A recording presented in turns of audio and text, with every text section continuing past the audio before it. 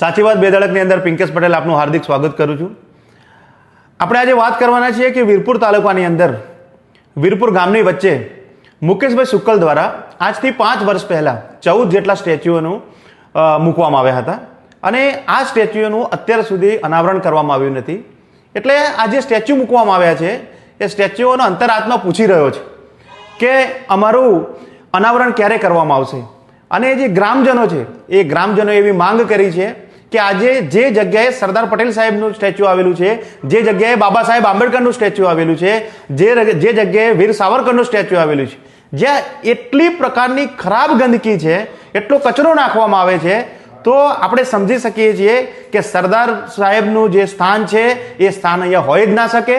કારણ કે પોતાના પર્સનલ લાભ માટે કે મને ટિકિટ મળશે અને હું આ ગામની અંદર ને તાલુકાની અંદર આ પ્રકારનો ડેવલપમેન્ટ કરી રહ્યો છું એવું બતાવવા માટે મુકેશભાઈ શુક્લ દ્વારા જે આ સ્ટેચ્યુ મૂકવામાં આવ્યા છે એ સ્ટેચ્યુ હટાવવાની માંગ એ કરી રહ્યા છે. અને ગામના લોકોનું તો એવું કહેવું છે કે જ્યાં શંકરલાલ ની જે હવેલી છે એ હવેલીની આસપાસ જે સાફ સુથરા જગ્યા છે ત્યાં આ સ્ટેચ્યુઓને સ્થાન મળવું જોઈએ. અને જો આ સ્થાન નહીં મળે 15 દિવસની અંદર તો ગ્રામજનોએ ચીમકી આપી છે કે આ સ્ટેચ્યુ એ જાતે ઊભા રહી અને એ હવેલીની છે, હવેલીની બહાર અનાવરણ કરવામાં આવશે. અને મૂળ મુદ્દાની વાત એ છે કે મુકેશભાઈ શુક્લનું તો પોલિટિકલ કેરિયર હવે પૂરું થઈ ગયું છે, પરંતુ એમના દીકરા જે પિનાકીનભાઈ શુક્લ છે એમનું જે રીતનું ચારિત્ર છે અત્યારે, જે રીતનો વ્યવહાર છે, જે રીતે મારઝૂડ કરવામાં આવે છે અને જે રીતે એમના પર કેસ ચાલી રહ્યા છે એ કેસોને લઈને પણ પ્રજા આજે એમને નકારી રહી છે.